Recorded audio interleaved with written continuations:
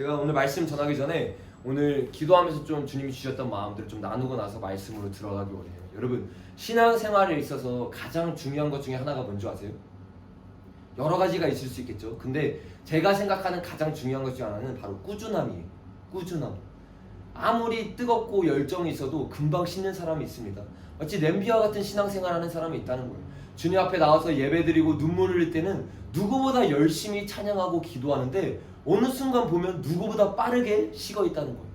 그래서 저는 신앙생활하면서 수많은 사람들을 만나면서 느낀 것 중에 하나는 뜨거운 게 중요한 것이 아니라 그 뜨거움을 유지하는 게 중요하다는 거예요.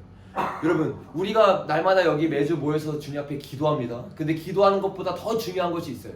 그냥 한번 뜨겁게 기도하는 게 아니라 끝까지 주님 앞에 기도하며 나아가야 된다는 거예요. 여러분이 웨일즈 부흥이라는 부흥을 들어보셨을 것이에요. 역사상 유래를 찾아볼 수 없는 부흥이 두 가지가 있는데 웨일즈 부흥과 아주사 부흥이. 근데 이 부흥들이 어떻게 시작되느냐, 이반 로버츠 한 사람이 몇십 년 동안 주님 앞에 기도하면서 나아갔어요. 여러분, 몇 사람이요? 한 사람이요. 100명이 모여서 뜨겁게 기도하니까 그 기도의 불을 보고 사람들이 모였던 게 아니에요. 오, 저 교회는 사람들이 많이 모이는데, 이러면서 부흥이 시작된 게 아니라는 거예요. 한 사람이 주님 앞에 서서 기도하니까 일어난 거예요. 근데 중요한 게 있습니다. 1년 기도한 게 아니에요. 2년 기도한 게 아니에요. 몇십 년 동안, 언제까지? 부흥이 임할 때까지 기도한 거예요. 주님이 원하는 신앙생활이 바로 이런 신앙생활이라는 거예요. 우리가 기도해보다가 안 되면 말고, 사역해보다가 안 되면 말고, 사람들에게 전도해보다가 안 되면 말고가 아니라 될 때까지 해야 된다는 거예요. 우리가 호주를 위해서 기도합니다. 우리가 대한민국을 위해서 기도해요. 근데 언제까지 기도해야 됩니까? 기도했는데 변화가 안 되면 포기합니까? 아니라는 거예요. 주님이 원하실 때까지 우리는 기도해야 된다는 것이, 그게 모든 선지자들의 목표였어요. 주님이 원하실 때까지. 그것이 망하든 그것이 주님의 일이 일어나든 상관없이 주님의 일이 협력하여 일어날 때까지 기도하는 것이 선지자들의 목표였고 부르심이었다는 것이.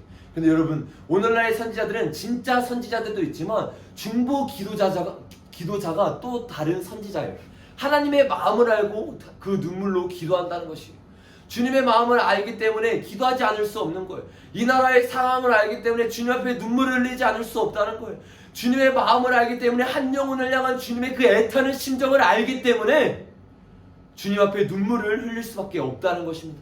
근데 너무나 안타까운 것은 무엇입니까? 기도가 점점 죽어가고 있다는 거예요. 주님 앞에 눈물을 흘리는 기도가 사라지고 있어요.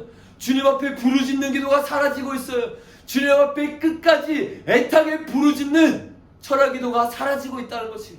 여러분, 이것은 무엇을 뜻하는 것입니까? 단순히 기도의 열정이 사라지고 있다는 것이 아니에요. 단순히 기도를 향한 뜨거운 마음이 사라지고 있다는 것이 아니에요. 주님의 심장이 교회 가운데 사라지고 있다는 것입니다. 주님의 마음이 교회 가운데 사라지고 있다는 거예요. 주님의 마음이 무엇인지 관심이 없는 거예요. 주님의 마음은 어디를 향하고 있는지, 주님의 눈물은 어디를 향하고 있는지 전혀 관심이 없으니까 기도할 수 없는 것입니다. 눈물을 흘릴 수 없는 것입니다. 여러분, 우리는 이 주님의 마음을 회복해야 됩니다. 주님의 마음이 어디를 향하고 있는지, 주님의 눈물이 어디를 향하고 있는지 끊임없이 발견해야 된다는 것이. 오늘 주님의 마음은 어디에 있는가? 내가 어저께 주님의 마음을 알았던 것이 중요한 것이 아니에요. 오늘 주님의 마음을 모르면 나는 지금 꾸준히 신앙생활을 하고 있는 것이 아니라는 것이. 여러분, 우리가 말씀을 듣기 전에 여러분 1시간 동안 기도했습니다. 여러분의 기도의 초점은 무엇이었습니까? 여러분의 기도의 목적은 무엇이었습니까? 주님의 마음이 어디에 있는지 관심이 있었습니까? 오늘 기도하면서 나의 이 기도를 주님의 마음과 일치하기 위해서 기도하고 있었습니까? 주님의 눈물과 하나 되기 위해서 나의 눈물을 흘리고 있었습니까? 이게 중요하다는 거예요. 여러분, 이것이 없어지면 교회는 살아날 수 없습니다. 여러분, 모든 역사를 살펴보면요, 기도가 살아있는 교회 가운데 나라가 살아났습니다. 뜨거운 눈물이 있는 청년들이 있을 때 그 나라 가운데 활력이 생기기 시작했다는 것이에요. 단순히 말씀이 살아있던 것이 아니에요. 여러분, 미국을 보십시오. 미국이 언제 살아났느냐? 독일의 저명한 학자 맥스 베버가 연구한 결과가 뭐냐? 미국은 어떻게 발전했냐면 뜨거운 십자가 밑에 주님 앞에 뜨겁게 기도했던 청년들이 있었다는 것이. 그 청년들이 있었기 때문에 그 미국 사회가 발전할 수 있었다는 것입니다. 여러분, 이것은 말씀이 연구한 것이 아니라 저명한 학자들도 동일하게 말씀하고 있는 것이라는 거예요. 그러므로 우리가 오늘 이 시간에 해야 되는 일은 분명한 것이에요. 단순히 나라를 살리는 것보다 우리가 살아나야 합니다. 우리의 기도가 살아나야 됩니다. 우리의 마음이, 우리의 눈물이 주님을 향한 애타는 마음들이 회복되어야 된다는 것이, 제가 여러분에게 질문을 드리기 원합니다. 여러분, 주님 앞에 그 주님의 마음을 붙잡고 기도한 적이 언제입니까? 주님의 애타는 심장을 붙잡고 그 마음을 향해서 같이 이 나라와 이 민족을 위해서, 죽어가는 영혼들을 위해서 같이 부르짖은 적이 언제냐는 것이에요. 여러분, 오늘이 다시 그날이 되기를 바랍니다. 여러분이 그것이 회복되어서 정말로 예레미야 같은 사람들, 이반 로보츠와 같은 사람들, 윌리엄 시무와 같은 사람들이 되어서 웨일즈 부흥이 일어났고 아주사 부흥이 일어났던 것처럼 오늘날 이 땅 가운데, 그리고 대한민국 가운데 다시 한번 부흥이 일어나는 것을 우리가 목격하기를 원합니다. 여러분, 오늘 말씀도 이와 같은 맥락이, 여러분, 칠흑같이 어두웠던 구원말 조선시대에 그 어두운 시대를 밝혔던 복음의 횃불을 들어왔던 젊은 선교사님들이 있었어요. 여러분, 노련한 선교사님들이 들어왔던 것이 아니에요.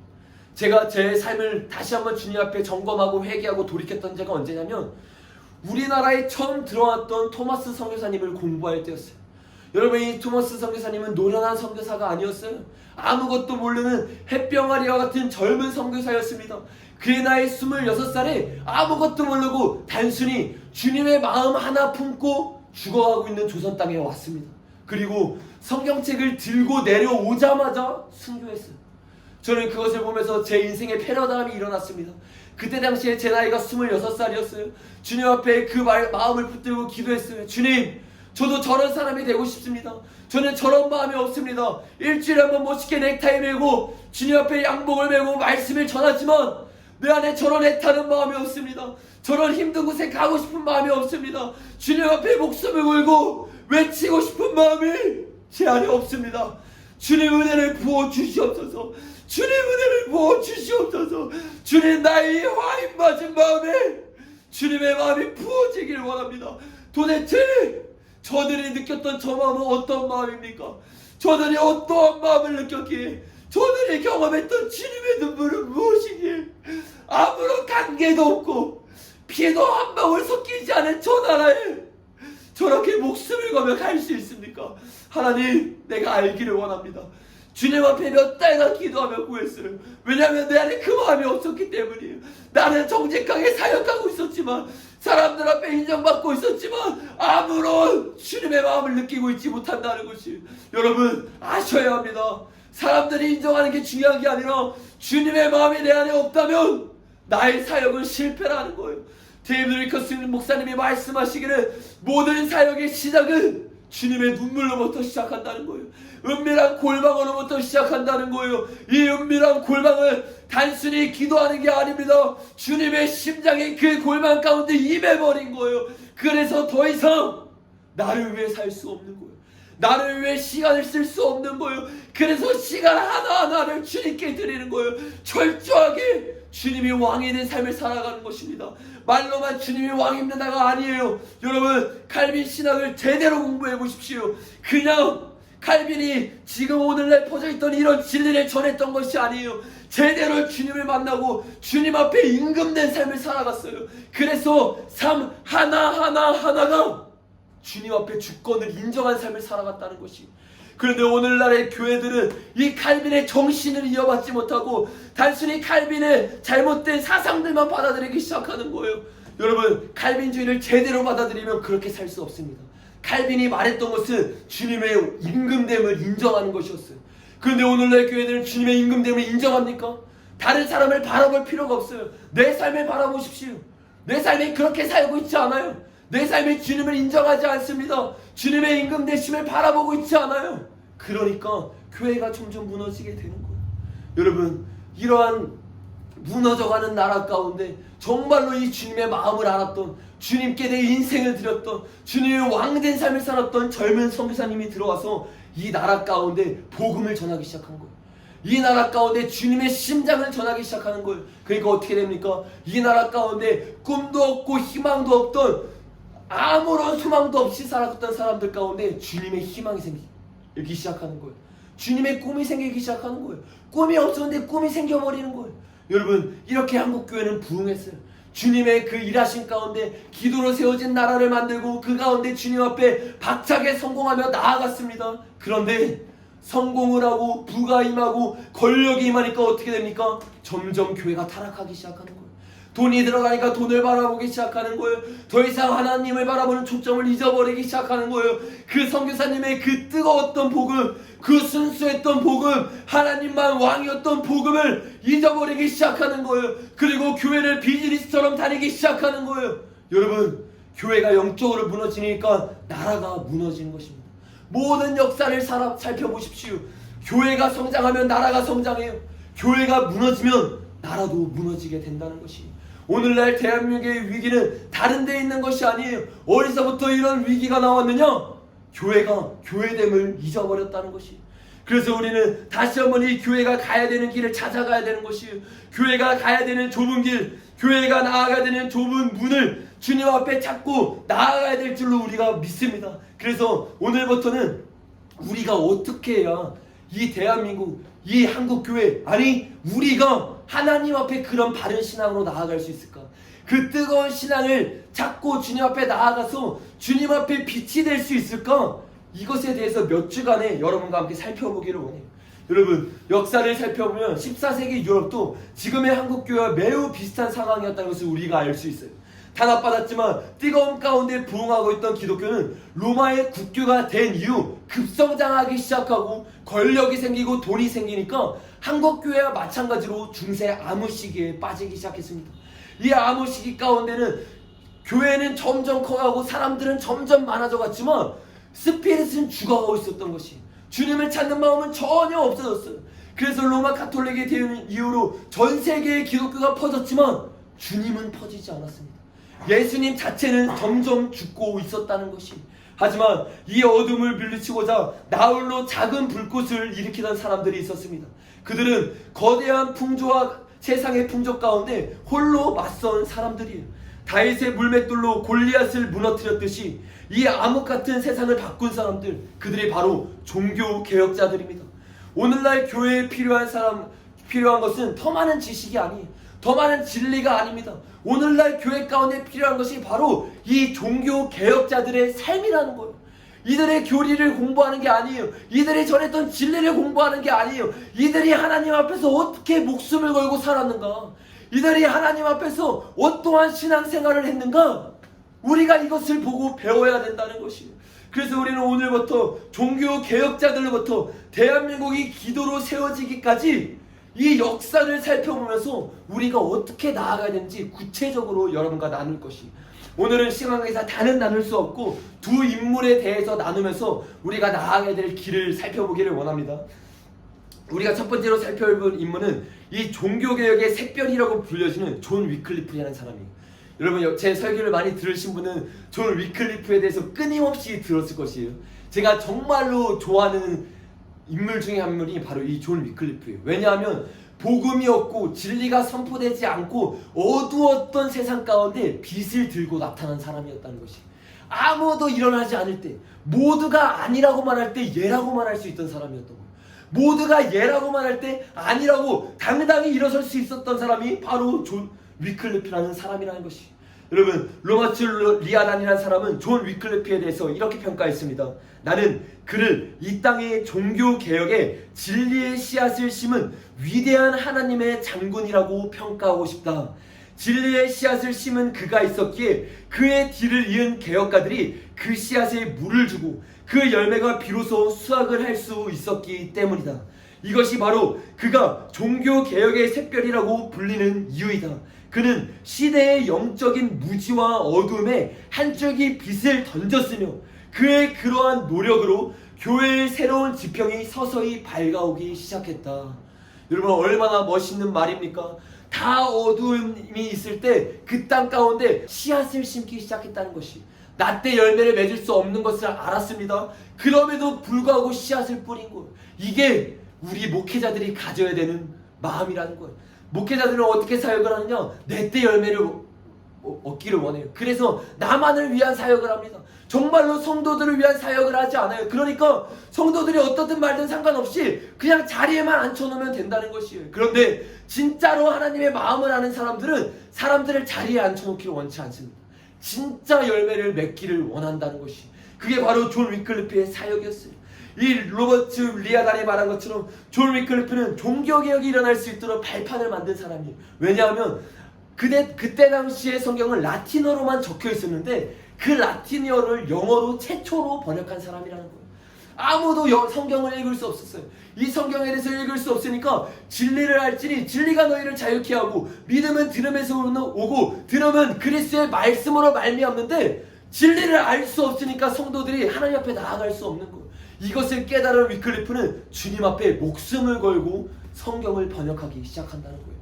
여러분, 위클리프가 어떻게 성경을 번역하기 시작했는지 아십니까? 위클리프가 19살이 되던 해인 1349년에 영국의 커다란 재앙이 흑사병에 발발했어요. 여러분, 사회시간에 흑사병에 대해서 배워보신 적이 있으시죠? 이 흑사병이 굉장히 위험한 병이고 무서운 병입니다. 그래서 이 흑사병이 유럽 가운데 퍼지기 시작하니까 나라 인구의 절반 이상이 사망했을 정도로 큰 재앙이 그 유럽 가운데 덮치기 시작했어요. 이러한 재앙이 임하니까 사람들이 다 두려움에 떨기 시작합니다. 죽음에 대해서 생각해보기 시작해요. 그런데 안타깝게 주님 앞에 뜨겁게 나아가지 않고 그냥 종교적인 생활을 하고 있던 로마 카톨릭은 실제로 자기 앞에 무서운 재앙이 닥치니까 하나님을 찾는 것이 아니라 세상적인 방법을 찾기 시작했다는 거예요. 여러분, 우리가 종교놀이를 하잖아요. 그게 언제 드러나는 줄 아세요? 우리 앞에 환난이 닥쳤을 때 드러납니다. 우리 앞에 무서운 일이 닥쳤을 때 다 드러나는 거예요. 평소에는 안 드러납니다. 평소에는 열심히 신앙생활하는 것 같아요. 평소에는 누가 봐도 주님을 사랑하는 것 같아요. 근데 내 앞에 시험이 닥쳤을 때, 내 앞에 문제가 닥쳤을 때 그 사람의 반응을 보여야 됩니다. 주님 앞에 뜨겁게 나아가는 사람이 이 문제 앞에서는 주님을 찾는 게 아니에요. 세상적인 방법을 찾기 시작합니다. 내가 어떻게 해야 되지? 나의 경험을 의지하기 시작하는 거예요. 여기서 다 드러나는 것입니다. 이때도 마찬가지였어요. 죽음이라는 무서운 흑사병이 닥치니까 주님을 찾는다고 말했던 그 거대한 종교가 주님을 찾는 것이 아니라 세상을 의지하기 시작한다는 것이. 그런데 그들과 달리 위클리프는 주님을 의지하기 시작했습니다. 이 흑사병에서 나를 구원할 수 있는 분이 주님밖에 없다는 것을 깨달았어요. 그래서 위클리프가 철저하게 붙잡았던 것이 바로 말씀이라는 거예요. 여러분, 이게 진짜 신앙인의 모습입니다. 내 앞에 환경이 닥쳤을 때, 문제가 닥쳤을 때 진짜 신앙인은 말씀 앞에 서게 됩니다. 말씀 앞에 그 답을 찾기 시작하는 거예요. 주님, 내가 어떻게 해야 됩니까? 이 두려움 앞에 내가 할 수 있는 것이 없니다. 주님, 말씀의 등불로 나를 인도하여 주시옵소서. 이렇게 위클리프가 나아가기 시작합니다. 그리고 위클리프는 이 가운데 답을 찾았어요. 아, 예수님만이 길이요 진리요 생명이구나. 그 어떤 것도 나의 죽음의 두려움에서 벗어나게 할 수 없구나. 이것을 깨닫는 순간 위클리프 마음 가운데 있던 그 죽음의 두려움이 사라지기 시작하는 거예요. 그러니까 위클리프가 어떻게 됩니까? 진리가 최고라는 것을 깨닫게 된 것입니다. 그리고 나서부터 위클리프 가운데는 그 위대한 부르심이 마음 가운데 생기기 시작했어요. 아, 이 성도들 가운데 성경을 스스로 읽을 수 있도록 성경을 번역해야겠다. 이 하나님의 마음들이 부어지기 시작하는 거예요. 하나님의 눈물이 부어지기 시작하는 거예요. 위클리프야, 이 성경이 번역되어 있지 않으니까 나의 수많은 백성들이 진리를 알지 못하고 나를 떠나간다. 무서움 가운데 휩싸이고 있다. 나를 위해서 이것을 번역해 줄 수 있겠니? 이 주님의 노크를 듣기 시작하는 것이. 그래서 이 주님의 마음을 깨달았던 위클리프는 주님을 배신할 수 없었어요. 그래서 자신의 모든 것을 읽는 것이라는 것을 알았지만 주님 앞에 순종하기 시작합니다. 여러분, 지금과 같은 때가 아닙니다. 그때 당시에 성경을 번역하면 목숨을 잃는 때. 그때 당시에는 라틴어는 하나님의 언어이지만 영어는 사단의 언어였습니다. 사단의 언어를 번역을 하면 그 사람이 이단아가 되는 거예요. 그 사람은 모든 것을 잊는 거예요. 그것을 위클리프가 모르고 있던 것이 아니에요. 알고 있었지만 주님 앞에 목숨을 걸고 번역하기 시작했어요. 목숨을 걸고 번역하면 어떠한 일이 일어나니까 사단이 공격하기 시작하는 거예요. 실제적으로 핍박이 일어납니다. 실제적으로 박해가 일어나기 시작했어요. 결국 1380년에 위클리프가 사랑하던 옥스퍼드 대학에서도 압력이 들어오기 시작했어요. 교양의 압력을 이기지 못하고 위클리프의 주장에 조금씩 반대하던 대학 총장이 마침내 위클리프에 대한 실제적인 조치를 취하기 시작했다는 것이. 여러분, 예나 지금이나 진리를 외치고 진리를 따라가면 핍박이 일어나게 되어 있습니다. 여러분, 이것을 아셔야 돼요. 핍박이 일어나면 내가 진짜라는 증거가 될 수 있다는 것이. 유명한 한 성자 중에 한 명이, 이름이 기억이 안 나는데, 말을 타고 걸어가다가 주님 앞에 문득 이런 기도를 했대요. 주님, 내가 6개월 동안 핍박을 한 번도 받지 않았습니다. 내가 가짜 아닙니까? 응답하여 주십시오. 그랬더니 갑자기 뒤에서 돌이 날라와가지고 여기를 딱 스쳐갔대요. 그러니까 그 사람이 뭐라고 말하는지 아십니까? 아, 주님, 내가 제대로 가고 있군요. 이러면 다시 자기 길을 갔다는 거예요. 여러분, 하나님의 사람들은요, 핍박을 두려워하지 않습니다. 박해를 두려워하지 않아요. 오히려 이 핍박과 박해를 통해서 하나님을 구하고 하나님을 찾게 된다는 것이. 이 위클리프도 마찬가지였어요. 이렇게 박해가 들어오니까 더 뜨거워지는 거예요. 더 주님 앞에 나아가기 시작하는 거예요. 그래, 너희가 나를 한번 박해해봐라. 내가 주님 앞에 나아가서 정말로 주님의 일을 하겠다. 이렇게 나아갔어요. 하나님의 일을 하면 하나님이 도와줘야 되지 않겠습니까? 근데 날이 가면 갈수록 박해는 더 심해지는 거예요. 마침내 위클리프는 공개적으로 이단으로 낙인이 찍히게 되었습니다. 위클리프는 자신의 정당한 노력이 오히려 비난을 받게 되자 혼란스러워하기 시작했어요. 그러나 이내 마음을 추스리고 하나님 앞에 굳게 맹세하게 됩니다. 나는 사람을 따르는 자가 아니라 하나님을 따르는 자가 되겠습니다. 당시 위클리프는 세상의 모든 것으로부터 따돌림을 받는 느낌이었어요. 하지만 이 힘든 시기를 통해서 위클리프는 하나님의 인도하심을 간절히 구하고 오히려 이 시기를 통해서 하나님을 깊이 만나게 되었어요. 위클리프는 모든 것을 내려놓고 루터워스라는 곳에 가서 오늘날 종교개혁 색벽으로 알려지게 될 위대한 모험을 시작하게 됩니다. 그것이 바로 라틴어 성경을 영어 성경으로 번역하는 일이었어요. 위클리프는 수년 동안 성경 번역하는 일에 몰두했습니다. 엄청난 핍박 속에서도 이 성경 번역을 멈추지 않았습니다. 근데 할 때마다 낙심 오고 좌절 오니까 위클리프가 어떻게 하느냐? 주님 앞에 기도하기 시작하는 거예요. 주님 앞에 무릎 꿇고 주님을 찾기 시작한다는 거예요. 그러니까 위클리프가 어떠한 것을 느꼈냐면 이렇게 기술하고 있어요. 그때까지 한 번도 경험하지 못한 강력한 성령의 기름 부으심이 자신 위에 임하는 것을 느꼈습니다. 그 기름 부으심은 그에게 날마다 새로운 힘과 열정을 공급해 주었습니다. 이게 하나님의 사람들이 역경을 벗어나는 힘이라는 거예요. 저와 여러분도 마찬가지라는 거예요. 여러분의 인생 가운데 어려운 일이 다가올 수 있습니다. 그때 우리가 해야 되는 일이 바로 기도하는 일이라는 거예요. 제가 언젠가 여러분에게 한번 말했던 적이 있는 것 같아요. 김성욱 기장님이라고 여러분 아시죠? 이 김성욱 기장님이 진리를 외치니까 수십억, 수천억의 수천억은 아니고 수십억의 소송에 걸리는 거예요. 그러니까 얼마나 마음이 낙심이 돼요. 그러니까 그 기자님이 이렇게 고백을 하더라고요. 내가 이러기 때문에 더 기도할 수밖에 없다. 몇 시간 동안 날마다 주님 앞에 기도한다는 거 힘드니까. 이것은 김성욱 기자님만 말하는 것이 아니, 우리가 앞으로 살펴볼 칼빈도 마찬가지입니다. 칼빈에게 루터에게 어떤 사람이 물어봤어요. 당신은 왜 그렇게 기도합니까? 바쁜데 어떻게 기도합니까? 그러니까 이렇게 말하는 거예요. 나는 바쁘기 때문에 더 주님 앞에 기도합니다. 이 하나님의 사람들은 영적인 실상을 알고 있었던 거예요. 내가 힘들수록, 내가 바쁠수록 기도를 놓치면 안 되는구나. 기도의 자리를 빠지면 안 되는구나. 이것을 알고 있었기 때문에 주님 앞에 끊임없이 기도했다는 것이. 여러분도 이 기도의 자리를 놓치지 않기를 바랍니다.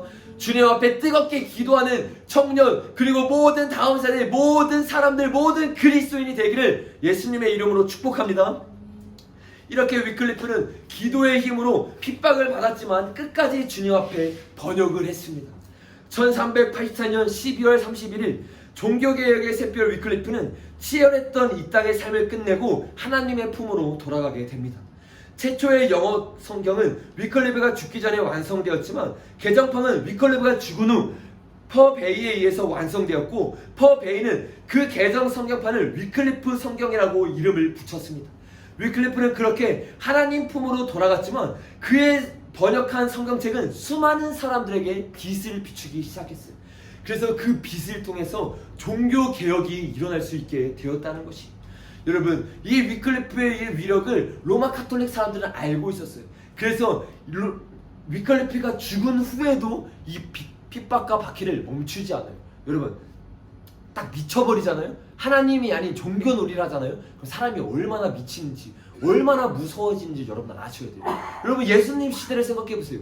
그 바리새인의 서기관들이 그렇게 하나님을 위한다는 사람이 한 사람을 죽이기 위해서 그렇게 계략을 쳐요. 계획을 짜고 철두철미하게 한 사람을 죽이기 위해서 나아가요. 이게 종교의 무서움입니다.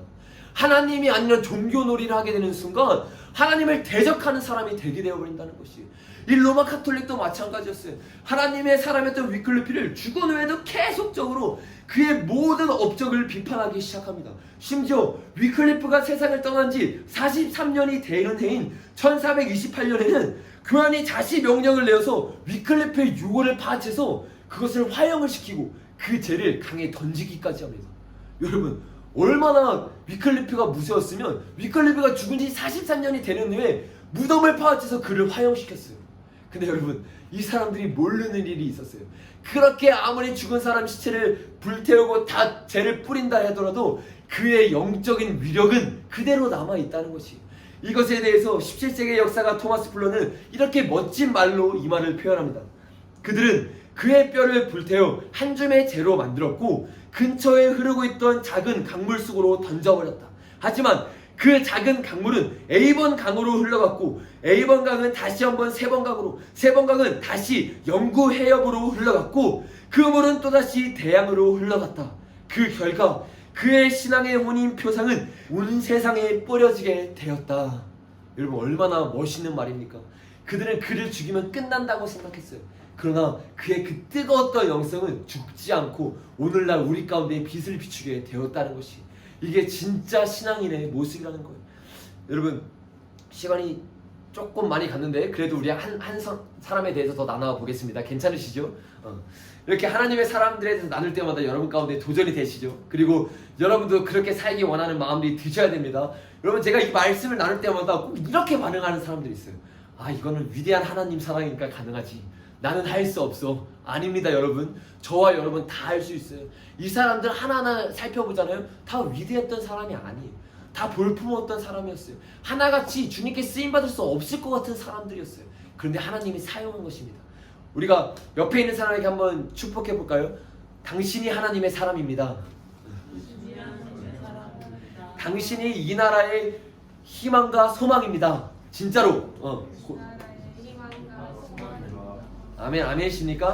우리 진짜 마지막으로 나에게 말하겠습니다. 나는 하나님 나라의 희망과 소망입니다. 아, 믿음이 없어. 다시 큰 소리로 믿음 있게 진짜로 선포하는 거예요. 나는 하나님 나라의 꿈과 소망이다. 아멘. 네, 여러분이 하나님 나라의 꿈과 소망이에요. 다른 사람이 아니에요. 미루지 마십시오. 네.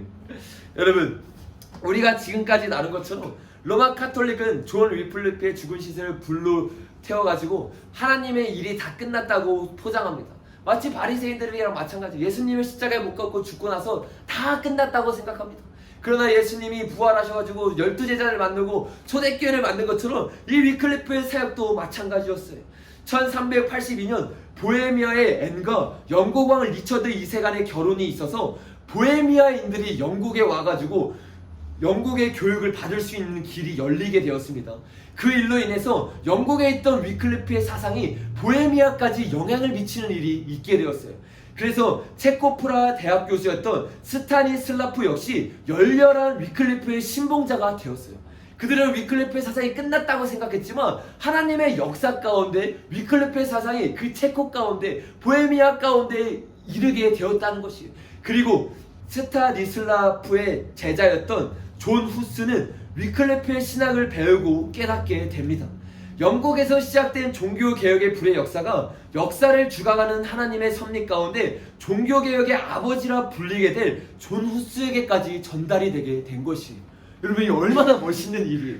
정말 떨어져 있는 나라인데 하나님의 역사 가운데 이게 흘러가게 되어 있다는 것이. 그래서 훗날 종교개혁의 아버지라고 불리게 될 존 후스에까지 이것이 전달되게 돼서 이 위클리프의 신앙이, 왜 위클리프의 뜨거웠던 열정이 그 존 후스 가운데 심겨지게 되어 있었습니다. 여러분, 존 후스가 위클리프를 얼마나 사모하고 그에게 얼마나 영향을 받았는지는 그가 위클리프 책을 번역할 때 그 여백에 적은 메모지를 보면 됩니다. 그 메모에 이렇게 적혀 있어요. 위클리프, 당신은 수많은 사람의 영혼들을 뒤흔들러 깨울 것입니다. 오, 하나님께서 위클리프에게 천국을 허락하여 주시기를. 위클리프의 책을 번역하면서 그 메모장에 그렇게 적었다는 것이, 많은 사람들이 그때까지 위클리프를 죽어서까지 이단이라고 말하는데 이 위클리프의 실체를 알고 있었다는 것이, 이 위클리프의 위력을 알고 있었고 이가 진짜라는 것을 알고 그를 따르고 그를 공부하고 그의 열정과 그의 뜨거운 신앙을 배우기 시작했다는 것이, 여러분, 이러한 존 후스는 단순히 뜨거운 신앙만 가지고 있던 사람이 아니었어요. 존 후스는 체코 개혁운동의 열렬한 지지자였어요. 체코 개혁운동이 뭐냐면 쉽게 말해서 체코의 애국자였다는 것이, 나라를 사랑하는 마음이 있었고 나라를 위해서 목숨을 걸기 위한 마음을 가지고 있던 사람이 바로 체코 종교개혁을 이끌었던 존 후스예요. 그는 그 땅의 백성들이 발언권을 가져야 된다고 믿었어요. 그래서 대학의 다른 수많은 사람들은 이 존 후스를 보면서 애국심을 가진 청년 이렇게 말하기 시작했습니다. 그리고 심지어 이 존 후스의 애국심을 보면서 장난적으로 노래를 만들어 부를 정도로 이는 나라를 사랑하고 하나님을 사랑하는 뜨거운 청년이었다는 거예요. 여러분, 이 사람이 얼마나 뜨거운 청년인지를 보여주는 사례가 있어요. 체코 개혁운동 초창기에 밀리치라는 이름을 가진 종교 개혁자가 있었어요. 이 밀리치는 자신의 죽음을 통해서 체코의 개혁의 불을 타오르게 했던 체코의 유명한 영웅입니다. 이 밀리치는 가톨릭의 고위 성직자들을 악습을 비판하고 그들을 끊임없이 지적하면서 이것을 지적으로만 끝낸 것이 아니라 더 나아가서 실제적으로 그들을 비판하고 그들을 바꾸기 위해서 개혁운동을 시작했던 사람이에요. 그래서 그가 죽은 후에 그를 따르던 추종자들이 한 교회를 만들기 시작합니다. 그리고 나서 그 교회의 추대 후임자로 바로 존 후스를 담임 목사님으로 임명하기 시작했어요. 여러분, 뜨겁게 주님 앞에 나아갔던 그 나라를 사랑하고 목숨을 걸어갔던 밀리치의 후임자로 존 후스를 임명했다는 것 자체가 이 존 후스가 얼마나 뜨거운 신앙의 영이었고 얼마나 주님을 사랑하고 나라를 사랑하는 일이었다는 것을 우리는 알 수 있습니다. 체코의 지식인층은 후스가 밀리치처럼 정의와 불의를 분명하게 구분할 수 있는 능력과 칼날 위의 삶을 살아낼 용기와 지혜를 가진 인물임을 알고 있었어요. 그리고 체코의 젊은 애국자이자 영적 지도자인 후스는 그들의 기대 이상으로 진리를 위해 싸워나가기 시작합니다. 여러분, 이 사람이 어떻게 진리를 위해 싸워나가는지 여러분 들어보십시오. 마음가운데 불이 올라오기 시작합니다. 아, 정말 진리를 사랑하면 이렇게 되는구나. 목숨을 걸어 제끼는구나. 그냥 내 인생 한 목숨을 던져버리는구나. 이렇게 나아가는 것을 우리는 볼 수 있다는 것이, 여러분, 그 당시의 사제들의 삶은 간음과 우상 숭배 등 온갖 죄악들로 역겨운 냄새가 나는 그런 시대였어요. 그래서 로마 가톨릭이 썩을 대로 썩을 때였어요. 이 사제를 보면서 그 왕이었던 교황은 이것을 지적하고 그들을 바꿀 생각은 안 하고 그들이 뒷돈을 주면 그들이 타락했든 말든 상관없이 그냥 놔뒀어요. 그러니 교회가 얼마나 타락했겠어요. 교회가 그냥 비즈니스가 되어버린 거예요. 교회가 나와가지고 내가 변화되고 내가 바뀌는 게 아니라 사제자들부터 그냥 직업이 되어 있는 거예요. 직업 목사가 되어 있는 거예요. 이것을 보면서 이 존 후스는 타협하지 않았어요. 정말 멋있습니다. 목숨을 걸고 외치기 시작해요. 너 그렇게 살면 안 된다. 교회가 그렇게 되면 안 된다. 이 젊은 나이 때부터 목숨을 걸고 외치기 시작합니다. 제가 이 존 후스가 외쳤던 이 진리에 대해서 제가 몇 가지 짧게 여러분에게 읽어드리기를 원합니다. 5가지의 진리가 있었어요. 그가 주되게 외쳤던 첫 번째 진리가 뭐냐면, 교황과 대부분의 사제가 그들 위해 두르고 있었던 호사스러움과 호식한 모든 삶을 회개해야 된다고 외쳤어요. 니네 지금 교양이 지금 누리고 있는 이거 이렇게 누리면 안 된다. 주님 앞에 겸손한 삶을 살아야 된다. 너네가 누리고 있는 이 돈, 너네가 누리고 있는 이 명예, 이것을 너네가 누리는 것이 아니라 하나님께 영광을 돌려야 된다. 여러분, 이것이 그냥 쉽게 나올 수 있는 말이 아니에요. 지금 저는 이렇게 외치고 유튜브 올려도 죽지 않습니다. 그런데요, 존 후스가 이렇게 말하면 당장 죽는 거예요. 목숨이 끝나는 거예요. 인생 다 산 사람이 아닙니다. 여러분, 어린 나이에, 청창한 나이에 목숨을 상관 안 하고 훗날을 생각 안 하고 외치기 시작하는 거예요. 교황한테, 최고 지도자에게.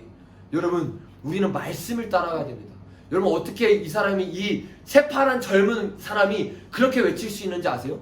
말씀 위에 섰기 때문이라는 거예요. 사람을 바라보지 않는 거예요. 나 위에 있는 사람을 바라보면서 신앙생활하는 게 아니라 말씀으로 분별하고 말씀이 무엇을 말하느냐를 따라갔기 때문에 담대히 교황에까지 죄를 지적할 수 있었다는 것이, 오늘날도 마찬가지. 우리가 누구를 따라가면 안 됩니다. 권위 있는 자, 명예 있는 자를 따라가면 안 돼요. 아무리 좋은 방향으로 가고 있는 사람이라도 그 사람이 잘못하고 있으면 우리는 반드시 외쳐야 합니다. 회개해야 된다고 말을 해야 된다는 거예요. 이대로 가면 교회가 죽기 때문에 우리는 외쳐야 된다는 것이, 많은 사람들이 이 조누스의 목소리를 보면서 내부 총질이라고 말했어요. 지금 교황을 왜 공격하느냐, 왜 교황을 향해서 그렇게 외치느냐, 이거는 내부 총질이 아닙니다. 여러분, 이거는 내부 총질이 아니라 정말로 교회를 사랑하고 정말로 교회를 사랑해서 그가 회개하기를 원했다는 것입니다. 그가 변화되기를 원했다는 것이. 그러면 여러분, 우리도 이 시대에 교회들이 잘못되고 있다면 이것이 내부 총질이 아님을 깨닫고 교회가 돌이켜서 바른 길로 나아가서 나라를 살리기 위해 나아가는 교회가 될 수 있도록 우리가 외쳐야 될 줄 믿습니다. 그가 두 번째로 외쳤던 진리는, 교황을 수항하던 추기관들이 거만하고 오만한 태도로 주님 앞에 나아갔던 것을 회개해야 된다고 외쳤어요. 세 번째는, 그는 자신들의 양떼를 먹이는 일에 관심이 없고 오직 그들 자신의 사욕과 명예욕을 채우기 위한 수단으로 목회를 이용하고 있는 사제들을 가차없이 꾸짖었습니다. 여러분, 이건 우리가 진짜 뼈저리게 새겨야 되는 거예요. 저도 마찬가지입니다. 모든 목회자가 이 말씀을 피해갈 수 있겠습니까? 누가 피해갈 수 있겠습니까? 나는 끊임없이 주님 앞에 점검해야 되는 것이, 이것이 목회자일 뿐만입니까? 아니, 우리 모두 마찬가지예요.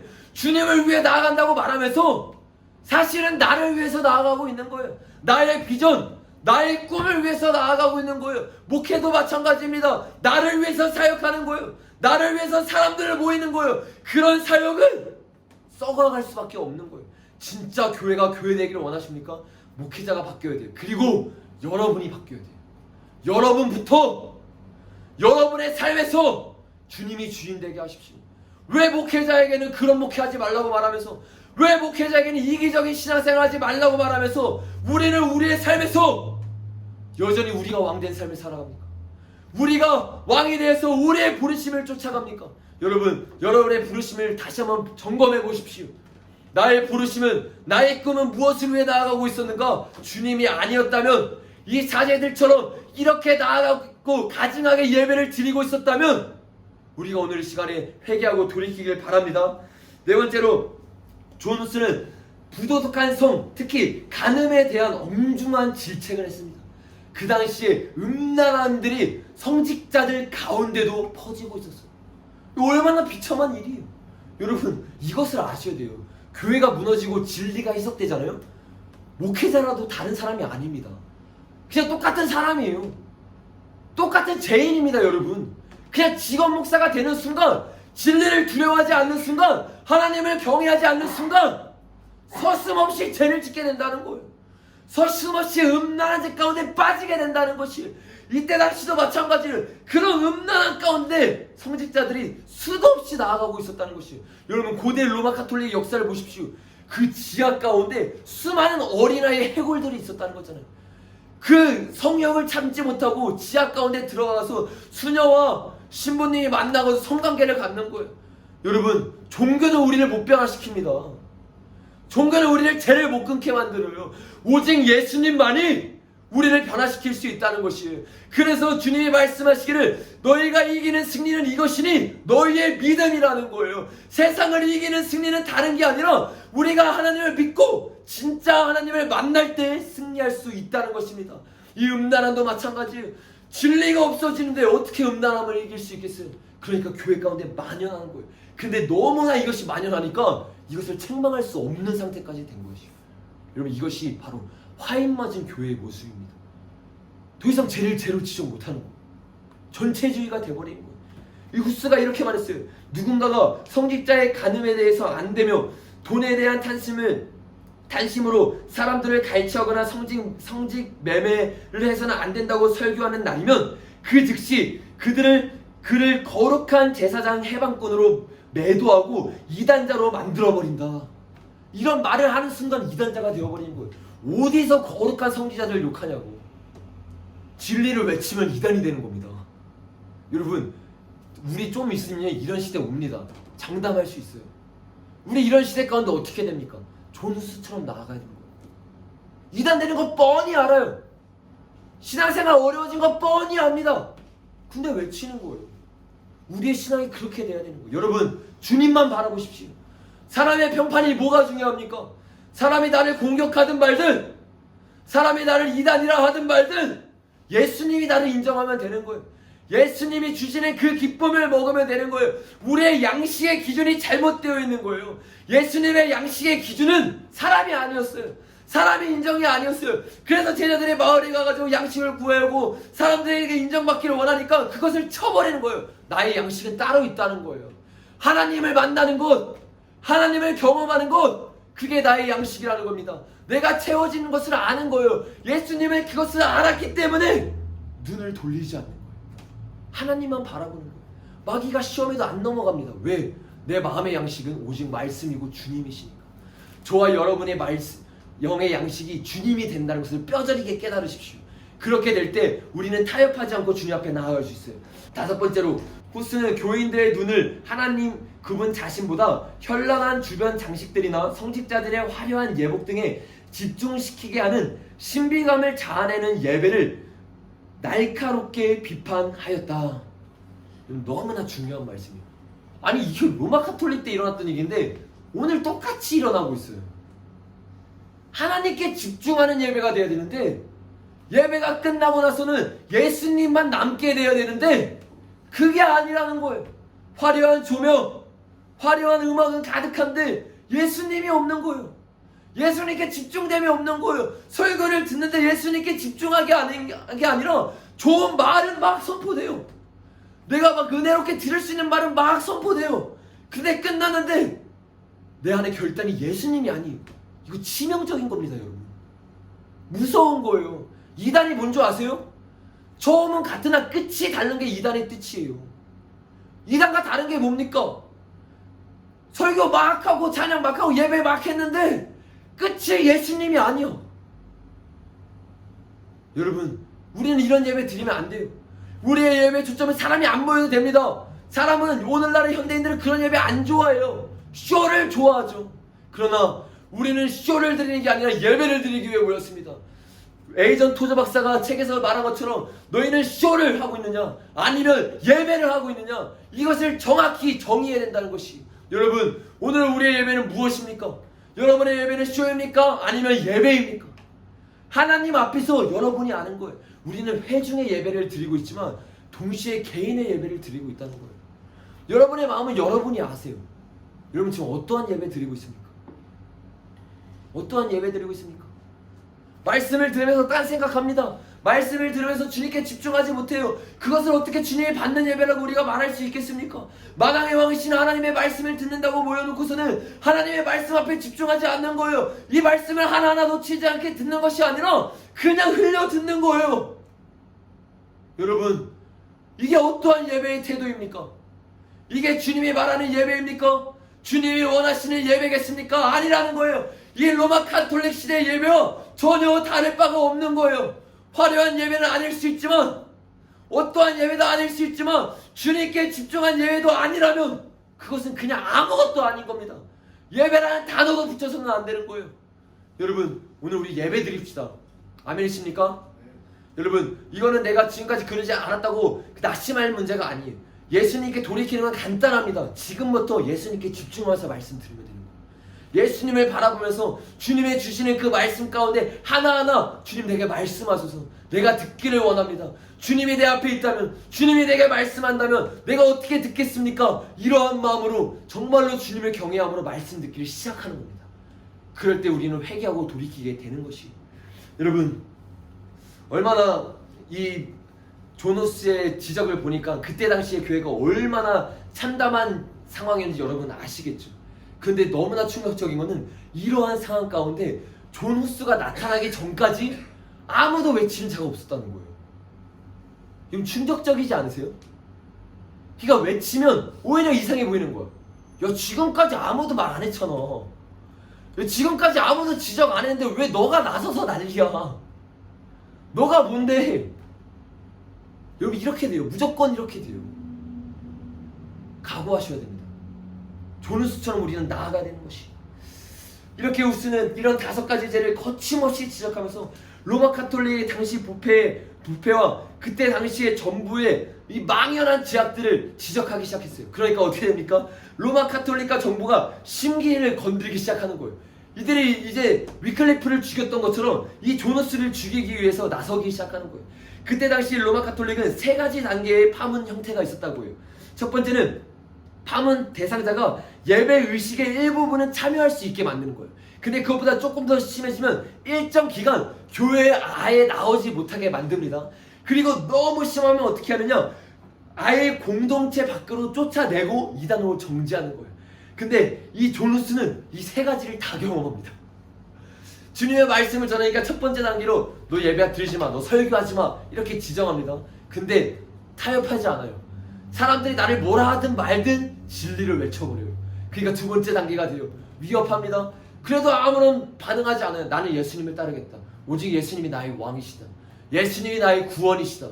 선포해버리는 거에 딱, 여러분 생각해 보십시오. 이게 딱 공포가 되면요, 그 교회 분위기가 어떻겠어요? 냉랭할 거예요. 어떻게 예배드리지? 막막할 거예요. 근데 그 앞에 딱 설교자가 서가지고 말하는 거예요. 주님만이 나의 왕이십니다. 주님만이 나의 전부이십니다. 내 삶의 주인은 예수님이십니다. 딱 선포해버리는 거예요. 그때 당시에 그 예배의 열기가 여러분 상상이 되십니까? 그들이 다 도전받은 거예요. 아, 저렇게 나아가야 되는구나.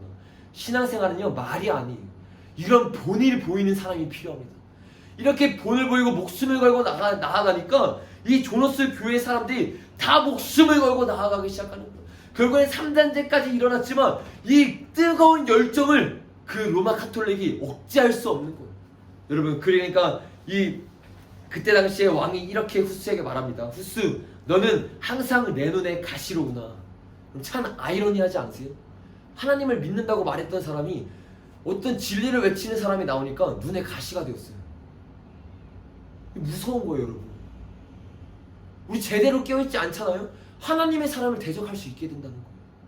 우리도 마찬가지라는 거예요. 늘 깨어있어야 됩니다. 너는 항상 내 눈에 가시로구나. 너희 지지자들이 더 이상 내 곁에 없을 때 내가 직접 너를 불살아 주겠노라. 이 살기에 가득 찬 이 고백을 여러분 들어보십시오. 이러한 상황 가운데도 후스는 타협하지 않았어요. 결국에 후스는 하영장에까지 가게 되었습니다. 그리고 그 하영장 앞에서 장작이 붙여지기 전에 후스에게 이렇게 말하는 거예요. 너가 이제라도 타협하면 내가 봐줄게. 내가 끝내줄게. 여러분, 항상 이들은 이대로예요. 이런 식이에요. 초대 교부들도 늘 이런 식으로 죽였어요. 똑같이 죽이는 거예요. 역사는 돌고 돕니다. 지금이라도 안 그러겠어요, 여러분? 역사는 돌고 돌아요. 해 아래 새 것이 없습니다. 똑같이 말하는 거예요. 그러자 후스가 이렇게 대답해요. 내가 설교하고 책을 쓰고 내가 행했던 삶의 모든 행위의 진정한 목적은 오직 사람들을 죄로부터 돌아서게 하기 위함이었어. 이 일에 대해서는 하나님께서 나의 증인이시오. 그리고 오늘 나는 위대한 영적 스승들의 진리와 그 처방을 따라 내가 쓰고 가르치고 설교했던 그 복음의 진리에서 기쁨으로 죽음을 맞이하오. 얼마나 멋있습니까? 누구 앞에 서 있는 거예요, 지금? 하영장에 서 있는 게 아닙니다, 여러분. 사람 앞에 서 있는 게 아니에요. 스데반이 사람들 앞에서 설교했습니까? 아니에요.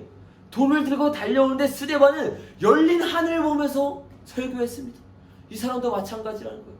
더 이상 이 사람에겐 땅의 것이 중요한 게 아니에요. 하늘의 것이 전부인 거예요. 주님 앞에 살아가면서 주님 앞에 고백한다는 것이에요. 주님이 내 삶의 전부입니다. 너희가 아무리 내 삶을 불태울 수 있지만, 위클리프를 불태울 정도로 너희가 똑같이 나를 불태울 수 있지만, 나는 기쁨으로 죽음을 맞이할 수 있다. 나는 이 믿음의 선진들이 나아갔던 그 길 나도 따라갈 수 있다. 그 기쁨으로 죽을 수 있으니 너희는 나를 죽여라. 이게 그의 마지막 고백이었다는 거예요. 여러분, 우리의 신앙생활이 이렇게 돼야 된다는 것이 얼마나 그들이 화났겠어요. 그리고 얼마나 두려웠겠어요. 아니, 죽음으로 위협하는데, 죽음으로 마지막까지 하나님 부임하면 된다고만 말하는데 그거를 부인 안 하는 거예요. 그의 눈에서 하나님을 바라보는 그 눈빛이 느껴지는 거예요. 하나님만 바라보고 있는 그 요동함 없는 고백이 느껴지는 거예요. 여러분, 이게 신앙이라는 것입니다. 이게 오늘날 우리가 회복해야 되는 진정한 신앙이라는 거예요. 어떠한 환경이 내 앞에 닥치더라도 요동함이 없이 주님 앞에 고백해야 됩니다. 주님만이 나의 왕이십니다. 주님만이 내 삶의 전부이십니다. 내 인생을 주님께 드리기를 원합니다.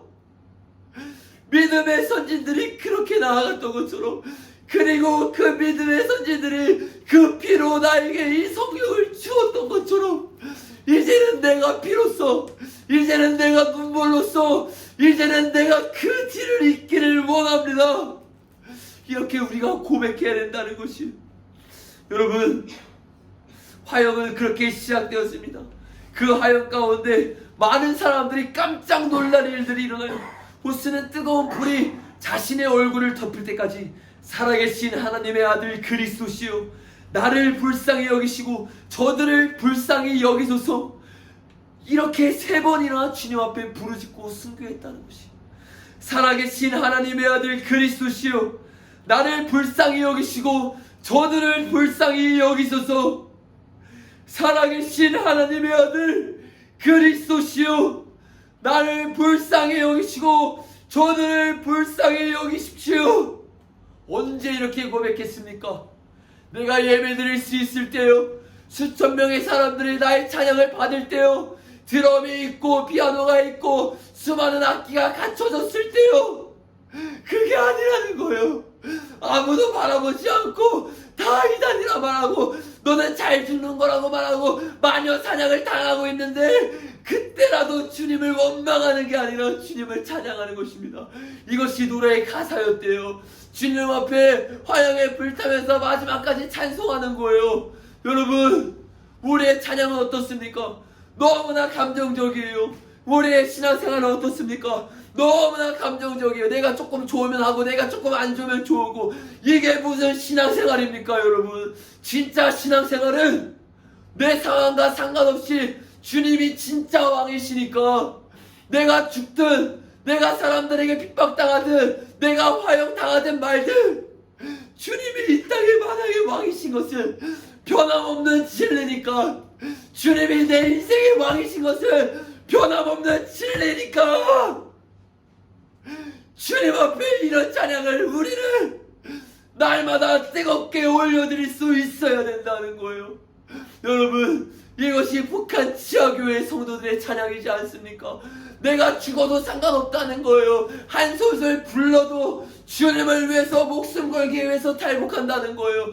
여러분, 우리의 신앙생활은 너무나 나약합니다. 우리의 신앙생활은 너무나 우리끼리만 비교했기 때문에 내가 잘 가고 있다고 생각한다는 거예요.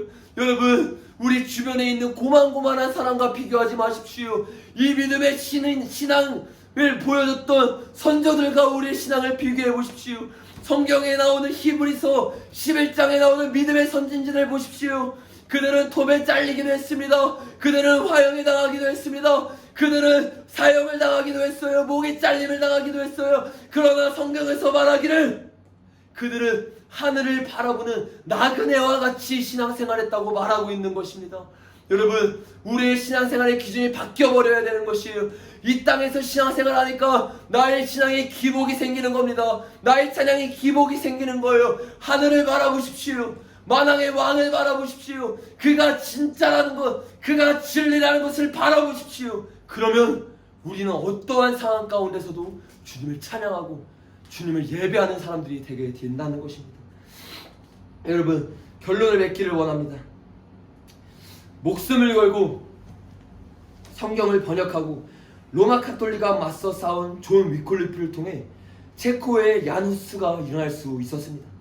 그리고 이 얀 후스, 존 후스의 죽음으로 말미암아 이 후스를 따르던 수많은 사람들이 일어났어요. 그래서 그 사람들을 후스파라고 부릅니다. 이 후스파 중에 한 명이 누구냐면 바로 모라비안 교도들이에요. 이 후스의 죽음으로 모라비안 교들이 신앙을 가지고 그들이 신앙으로 나아갔습니다. 그리고 저와 여러분들이 다음 주에 나누게 될 이 모라비안 교도들을 통해서 존 웨슬리라는 사람이 변화되었어요. 그리고 이 존 웨슬리를 통해서 수많은 사람들이 변화되었고, 이 웨슬리가 있었던 그 웨이즈 땅에 한 명의 사람이 일어나서 그 이반 로보츠를 통해서 주님의 부흥이 일어났습니다. 그리고 우리가 다음 주에 계속 살펴보겠지만 이 부흥 가운데 주님의 은혜를 받던 한 선교사님이 1906년에 우리 대한민국에 와가지고 돌면서 선교하기 시작해요. 설교하기 시작해요. 지금 웨일즈 가운데 이런 부흥이 일어났다. 이런 하나님의 회개가 일어났다. 우리도 이렇게 회개해야 된다. 그리고 나서 1907년에 하나님의 그 대부흥이 평양 가운데 일어났다는 것이, 여러분 다 따로따로 일어난 거 아니에요. 우리가 계속 다음 주부터 역사를 살펴보겠지만 이 역사는 아주 조밀조밀하게 하나님의 역사 가운데, 하나님의 섭리 가운데 이루어지고 있었다는 것이에요. 그리고 그것을 아셔야 돼요. 이 하나님의 섭리 가운데 오늘 우리 가운데 이 역사가 밝혀졌고, 우리가 이것을 들었고, 우리가 이 말씀 가운데 깨어지고 진리를 들을 수 있었다는 것이에요. 이것은 하나님의 역사입니다. 하나님의 섭리라는 거예요. 여러분을 주님이 부르신 거예요. 존 후스를 불렀던 것처럼 존 후스가요, 웨슬리에게 직접 들은 게 아니에요, 여러분. 웨슬리의 서적이 영국을 통해서 보헤미아에 넘어갔고 그것을 통해서 배운 겁니다. 그러나 그 서적을 통해서 하나님의 음성을 들은 거예요. 오늘도 마찬가지입니다. 주님은 이 역사들을 통해서 우리에게 말씀하고 있는 거예요. 누가 이들의 뒤를 이을 것이냐? 누가 이들의 뒤를 이을 것이냐? 이사야 6장에서 말하는 것처럼 아무도 주님을 위해 갈 사람이 없는 거예요. 누가 나를 위해 울고 누가 나를 위해 갈고, 주님은 끊임없이 찾고 있다는 것이, 온 땅을 두루 감찰해서 그 한 사람을 찾고 있는데 그 한 사람이 없는 거예요. 그래서 저는 믿기로 오늘 이 역사를 통해서 주님이 우리를 부르신다고 믿습니다. 모든 사람을 부르는 게 아니에요. 여러분 한 사람 한 사람을 주님이 부르고 있는 거예요. 아무도 늦지 않았습니다. 아무도 포기할 거라고 말할 수 없습니다. 시기와 때는 주님이 하십니다. 주님이 우리를 오늘 부르셨으면 여러분이 반응하셔야 되는 것이, 여러분이 그 주님의 음성을 붙잡고, 이 위클리프가 주님 앞에, 주님 내 목숨을 걸겠습니다. 조너스가 주님 앞에, 주님 내 인생을 드리겠습니다. 그리고 이반 로버츠가 이들의 역사를 공부하고, 주님 웨일즈의 부흥이 임할 때까지 내가 기도하겠습니다라고 결단했던 것처럼 우리가 오늘 결단해야 됩니다. 여러분 놀라운 사실은 무엇인지 아십니까? 이 이반 로버츠가 기도했을 때는 한 명이라는 거예요. 우리 몇 명입니까? 한 명보다 많잖아요. 우리가 정말로 이 하나님의 심장을 붙잡고 기도하잖아요. 오늘 내 기도 제목 다 내려놓고, 내가 여기 나왔던 이유, 힘들었던 모든 내용 다 내려놓고 주님의 나라와 의를 위해서 우리가 기도하잖아요. 주님이 역사하십니다. 언제까지? 끝날 때까지. 주님의 나라가 임할 때까지, 역사가 임할 때까지 우리가 기도하는 것입니다. 우리가 이 들은 말씀을 붙잡고 우리가 기도하기를 원하는데요, 주님 앞에 첫 번째로 우리가 좀 이렇게 기도했으면 좋겠어요. 주님, 내가 그동안 이 하나님의 역사를 몰랐습니다. 이 하나님의 역사가 이렇게 세세하게 주님이 역사하고 준비했다는 것을 몰랐습니다. 나를 위해서, 내가 이 진리를 듣기 위해서 주님이 한 사람 한 사람 일으켜서 그 사람들을 통해서 진리를 유지시켜 준 거예요.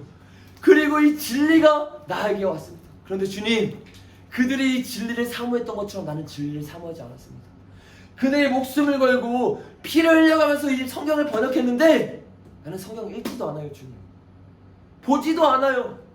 이 피의 값인데 이거 보지도 않습니다. 주님 회개합니다.